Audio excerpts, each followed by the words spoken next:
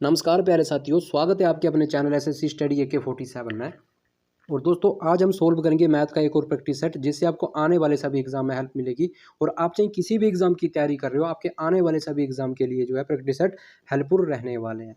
तो सभी ने क्या करना है, वीडियो को पॉज करना है पहले और प्रश्न को खुद से करने की एक कोशिश करनी है। तो चलिए हम शुरू करते हैं आज के सेशन को। बहुत प्यारा सा ये हमारा आज का सेशन है। देखिए, प्रश्न नंबर 1 में क्या बोल कि पाइप एक टंकी को 504 सेकंड में भर सकता है और पाइप बी उसी टंकी को 252 सेकंड में भर सकता है। यदि दोनों पाइपों को एक साथ खोल दिया जाए तो टंकी को भरने में कितने सेकंड का समय लगेगा। देखिए, इंपॉर्टेंट प्रश्न है, इसको कैसे हम सॉल्व करेंगे। देखो, अगर देखो पहला नल है, देखो माना कि पहला नल है और ये दूसरा नल है, ठीक है। अब देखो बोला क्या है कि प्रश्न को समझने का प्रयास करिए। देखो, थोड़ा सा टाइम आपको समझाने में लगेगा, बाकी इतना टाइम नहीं लगेगा। जब आप इसको खुद से करोगे तो मात्र आप इसको 2 सेकंड में बिना पेन उठाए कर लोगे। तो पहला नल भर रहा है ये 504 सेकंड में, ठीक है। और दूसरा जो नल है ये भर रहा है 252 सेकंड में। आपने क्या करना है, आप देखिए प्रश्न में क्या बोला कि दोनों, देखो दोनों अगर एक साथ खोल दी जाए तो टंकी को भरने में कितना समय लगेगा। तो आपने क्या करना है कि दोनों का आपने पहले लीस्ट कॉमन मल्टीपल एलसीएम लेना है। अगर हम इन दोनों का एलसीएम लेते तो एलसीएम कैसे लेना आपने पहले चेक करना है, बड़ी संख्या को देखना है। क्या बड़ी संख्या जो है, ठीक है, छोटी संख्या से कट रही है। अगर ये कट रही है तो पूर्णतः जो है वही जो बड़ी संख्या की वही उसका एलसीएम हो जाएगा। हमारे पास बड़ी संख्या 504। अब देखिए क्या छोटी संख्या के टेबल में ये आ रही है। तो देखो 252 को हम जब 2 से मल्टीप्लाई करेंगे, 2 बार ये भाग जा रहा है इसमें, तो ये देखो 252 गुने 2 के तो होता है 504, ठीक है। तो ये पूरा का पूरा हमारा एलसीएम आया 504। अब आप चेक करिए, जो पहले वाला जो ये भर रहा था नल हमारा, तो इससे आप डिवाइड करिए, जो हमारा एलसीएम था ये एक बार में और ये 2 बार में, ठीक है। अब देखिए, अगर टंकी भरने में दोनों को अगर एक साथ खोल दी जाए तो आपने क्या करना है, जो 1% की वैल्यू आई है उसको आप दोनों को जोड़िए एक बार, और जो हमारे पास एलसीएम आया था उसे डिवाइड करिए। तो दोनों का जोड़ कितना बना, ये बना 3। बस 3 से डिवाइड करिए, जितनी बार में ये डिवाइड जाएगा, ठीक है, वही हमारा आंसर हो जाएगा। तो देखो 3 से इसको काटते तो 16 3 48, बच गया हमारे पास कितना, 2 बच गया। तो 8 3 24। तो 168 जो है हमारा ये आंसर बना है। 168 सेकंड जो है खाली टंकी को भरने में ये समय लगेगा। तो ऑप्शन नंबर डी हमारा ये राइट हो जाएगा। तो दोस्तों, मैं उम्मीद करता हूँ, देखो इतने प्यार से समझा रहा हूँ और इतने आसान तरीके से आपको शॉर्ट तरीके से समझा रहा हूँ। तो देखो, अगर आपको चैनल हेल्पफुल लगेगा तो चैनल को सब्सक्राइब कर देना और वीडियो को लाइक कर देना, और जितने भी आपके पास स्टडी ग्रुप हैं उन ग्रुपों तक इन वीडियो को शेयर कर देना। तो आई होप कि ये प्रश्न सभी को समझ आ गया है, ठीक है। 168 जो हमारा ये राइट हो जाएगा। बस इस टाइप के प्रश्न आएगा तो आपने इसी तरीके से इसको सोल्व करना है, ठीक है।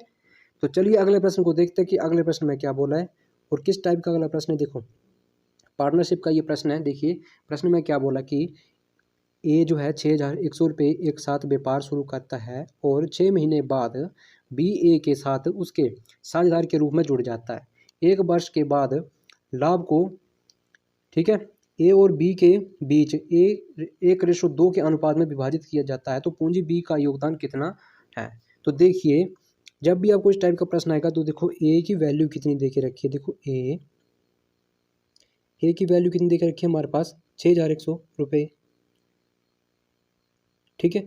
और व्यापार शुरू करता है, कितने महीने तक व्यापार करता है, तो ये करेगा देखो 12 महीने तक करेगा, क्योंकि एक वर्ष में 12 महीने बोलते हैं। अब देखिए दूसरी लाइन को पढ़िए, दूसरी जो है देखो, दूसरी लाइन में क्या बोल कि बी ए के साथ उसके साझेदार के रूप में जुड़ जाता है। कब जुड़ता है, पर 6 महीने के बाद जुड़ जाता है, ठीक है ना। 6 महीने के बाद जो है बी ए से उसके साझेदार के रूप में जुड़ जाता है।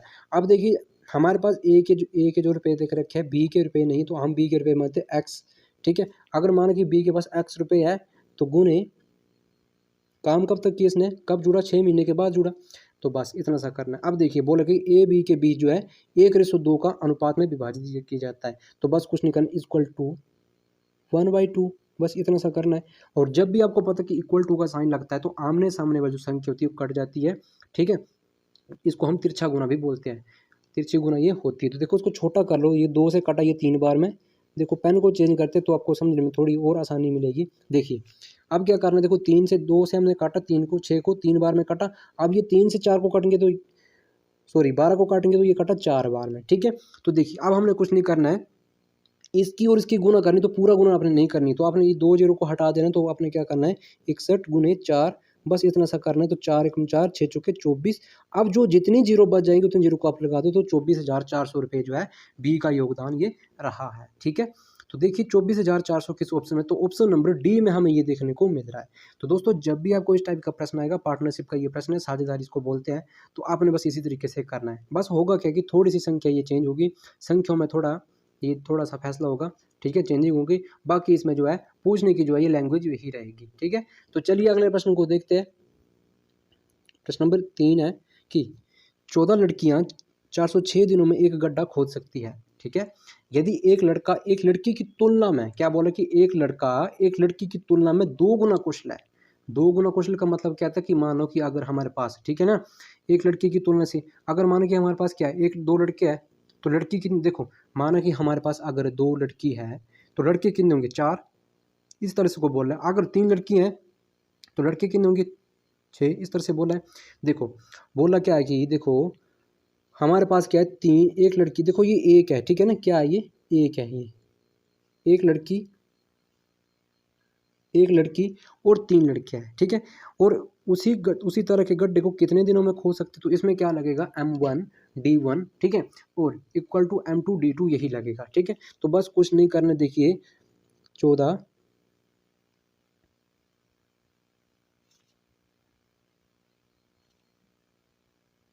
गुने 406, और नीचे देखो बोला कि एक लड़की और 2 लड़के हैं, सॉरी एक लड़की और 3 लड़के हैं। अगर 3 लड़के तो डबल हो जाएगा, 3 का डबल कितना हुआ 6, और 6 प्लस एक लड़का साथ में और है, एक लड़की है। ठीक है ना, देखो एक लड़की तो 6 प्लस 1 कितना हुआ 7, तो बस नीचे जो है 7 हमारे डिवाइड में आ जाएगा। तो बस 7 इसको काटेंगे, 7 से 1 कटा 2 बार में, और 2 की गुना जब देखो 2 की गुना 406 में लगी तो 406 का डबल कितना होता है, ये होता है 812। तो 812 जो है हमारे ये दिन ये लगेंगे। ऑप्शन नंबर डी हमारा ये राइट हो जाएगा। तो साथियों उम्मीद करता हूँ कि इस टाइप के प्रश्न को आप अच्छे से समझ के, और जब भी इस टाइप का प्रश्न आएगा तो आप इसको अच्छे से सोल्व कर लोगे। तो चलिए अगले प्रश्न को देखते हैं कि अगले प्रश्न में क्या बोला है। प्रश्न नंबर 4 है, देखो प्रश्न नंबर 4 है कि 7,200 रुपये पर 2 वर्ष के लिए ब्याज की समान दर पर साधारण ब्याज और चक्रवृद्धि ब्याज का अंतर जो है 162 रुपये है। तो ब्याज दर ज्ञात कीजिए। देखो हमसे रेट पूछा है, तो आपको पता कि चक्रवृद्धि ब्याज और साधारण बीज के जब हम अंतर निकालते हैं, इसके लिए मैंने आपको क्या फार्मूला लिखाया है, देखो डिफरेंस PRT स्क्वायर और नीचे 100 का स्क्वायर। ठीक है, बस यही करना। अब हमसे क्या पूछा है, हमसे देखो दर पूछी है, दर मीन्स रेट पूछा है, तो जो भी मान आएगा ये अंडर रूट में आएगा, और अंडर रूट जो हटेगा, ठीक है, वो उसकी वैल्यू बताएगा। ठीक है, तो देखिए हमारे पास पहले हमने क्या करना, मैंने को फार्मूला क्या लिखा है, डिफरेंस, ठीक है ना, PRT स्क्वायर, और हमें क्या बोला है नीचे 100 का स्क्वायर। तो देखिए हमारे पास देखो डिफरेंस कितने का बोला है, डिफरेंस अंतर कितने का ये है 162 का, कितने का है 162 का क्या है डिफरेंस है, तो लिख देते हैं 162। ठीक है, और इक्वल टू हमारे पास ये कितना है PR स्क्वायर बोल। ठीक है, तो R हमारे पास देखिए नहीं रखा है, तो हमारे पास P का मान कितना है, ये है प्रिंसिपल कितना है 7,200, और नीचे हम क्या करेंगे, देखो R की वैल्यू पूछी तो R हमारे पास नहीं है, इसकी वैल्यू हमने बतानी है। ठीक है, तो देखिए नीचे हम 100 का स्क्वायर करेंगे तो 200 लग जाएंगे, 4 शून्य लग जाएंगी। तो देखिए आप पेन को चेंज करते, देखिए करना क्या है, इसमें कुछ नहीं करना, ये 2 जीरो से ये 2 जीरो कट जाएंगी। ठीक है, अब देखिए हमारे पास क्या बचा 72 गुने में 162, और डिवाइड में देखो ये आमने सामने वाली ये गुना हो रही है, और नीचे वाली ये जो है ये देखो सॉरी ये आमने सामने जो ये डिवाइड हो रही है ये भाग हो रही है। ठीक है, और नीचे वाली ये क्या हो रही है गुना हो रही है। इसमें क्या करना, कन्फ्यूज नहीं होना। ठीक है ना, देखिए अब क्या करना है, इसको थोड़ा छोटा कर लेते हैं। देखो इसको 18 से काटते हैं, 18 से कटा कितनी बार में, 18 चौके 72, 4 बार में कटा। ठीक है, और 18 ना ये कितने होता है 162। ठीक है, ये 9 बार में कटा। ठीक है, अब देखिए 4 से काटेंगे तो 100 कितनी बार में कटा 25 चुके 100, 25 बार में। अब देखिए मैंने जो बोलती कि जो भी आपके पास वैल्यू आएगी वो अंडर रूट में आएगी। ठीक है, अब देखिए ये गुने में है, मैंने आपको बोला कि जो नीचे ऊपर वाली क्या हो रही है गुना हो रही है, तो 25 गुने 9 कितने होते हैं, ये होता है 225। अब मैंने क्या बोला कि जो भी वैल्यू हमारे पास आएगी ये अंडर रूट में आएगी। तो आपको पता कि 225 किसका वर्गमूल है, तो ये किसका है 15 का है। ठीक है, जब ये अंडर रूट हटेगा तो इसकी वैल्यू क्या बचेगी 15।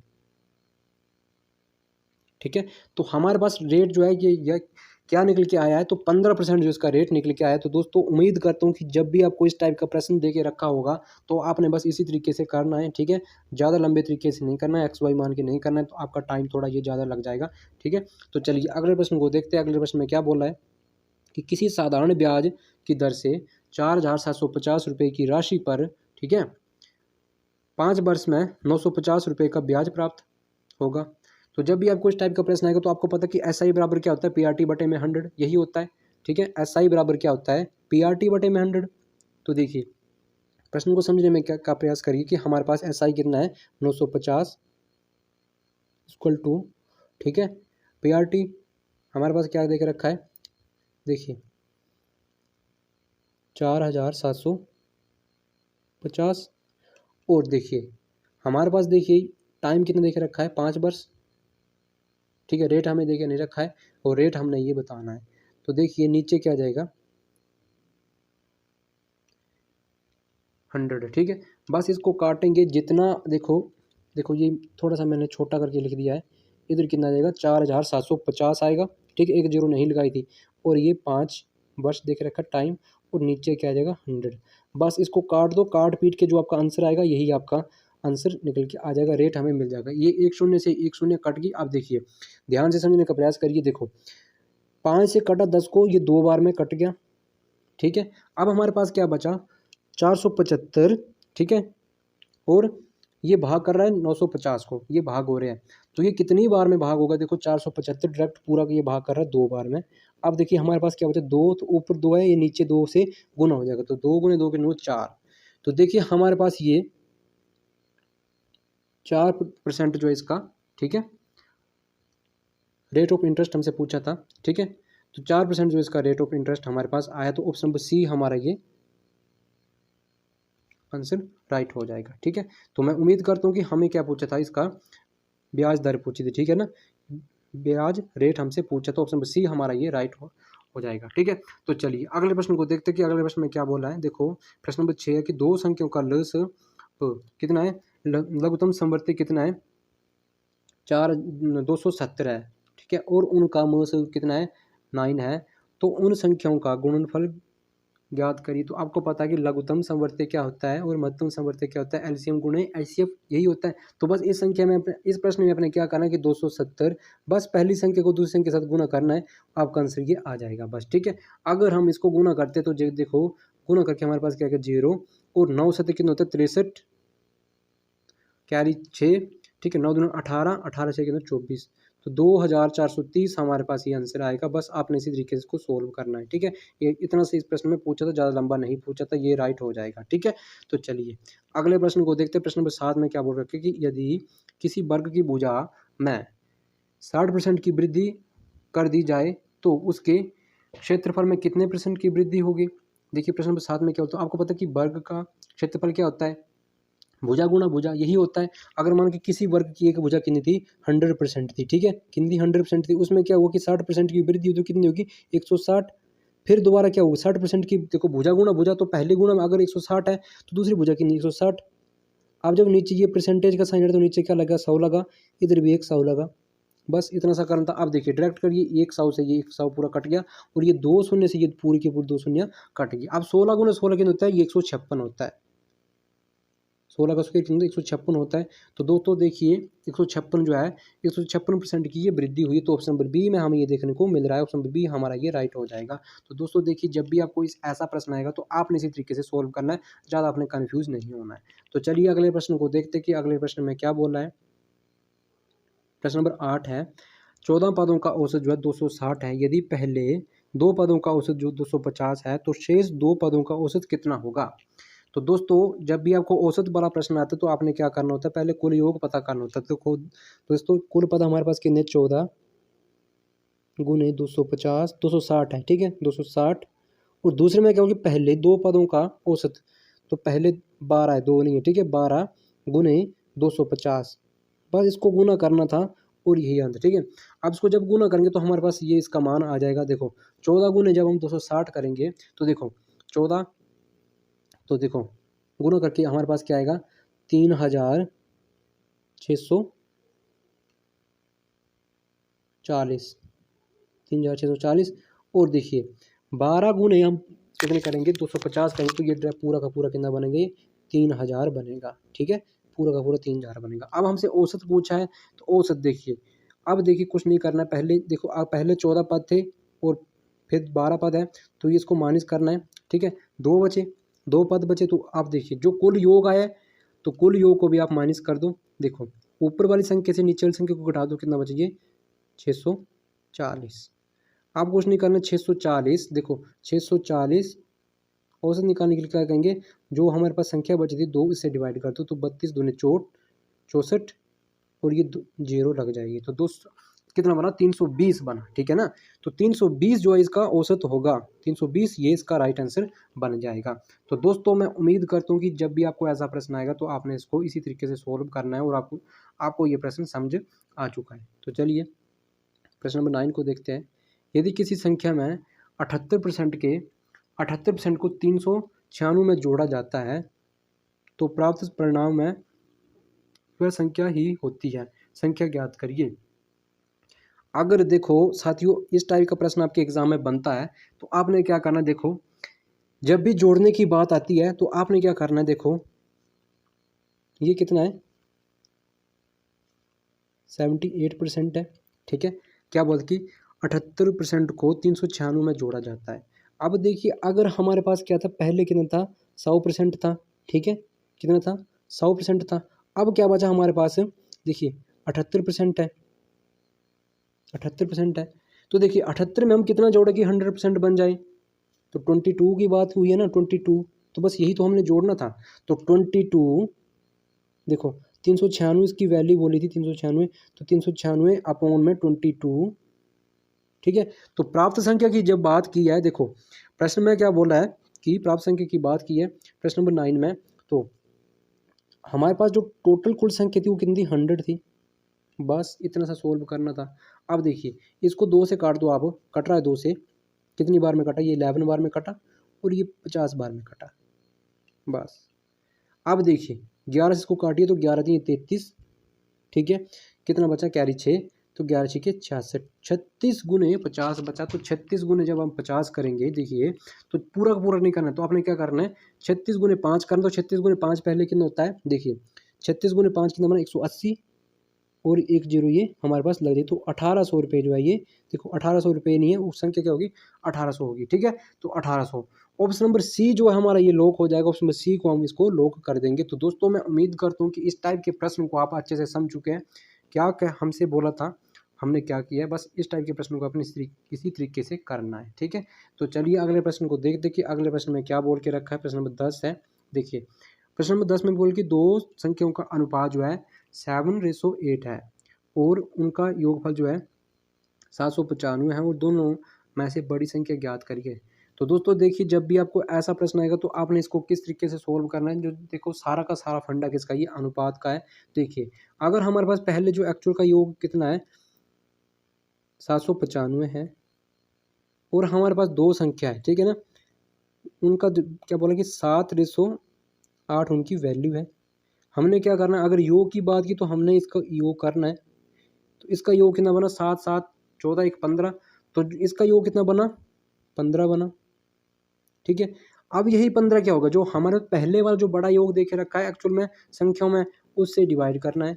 ठीक है, उससे डिवाइड करना, अंत में हमसे जब जो पूछा होगा कि बड़ी संख्या, तो हमारे पास जो अनुपातों में जो बड़ा होगा उसको हमने गुणे में रख देना है। तो अनुपातों में हमारे पास बड़ा कितना है, 8 है। तो बस कुछ नहीं करना है, 15 पंजे 75 और 5 3 15, तो 53 गुने 8 हमारे पास बचा है। तो देखिए 53 गुना 8 जब हम करेंगे, हम डायरेक्ट करेंगे, तो 8 3 24, 4 लेते कैरी 2, 8 पंजे 40, 2 42, तो 424 हमारे पास ये आंसर बन रहा है। ठीक है, तो देखिए 424 किस ऑप्शन में, तो ऑप्शन नंबर बी में हमें ये देखने को मिल रहा है। तो दोस्तों ऑप्शन नंबर बी को हम लॉक करेंगे, ऑप्शन बी हमारा ये राइट हो जाएगा। तो दोस्तों उम्मीद करता हूँ कि आज का सेशन आपको अच्छा लगा है और चैनल आपको हेल्पफुल लग रहा है, तो चैनल को आप सब्सक्राइब कर देना और वीडियो को लाइक कर देना। तो अभी के लिए इतना ही। तो जय हिंद, जय भारत, वंदे मातरम।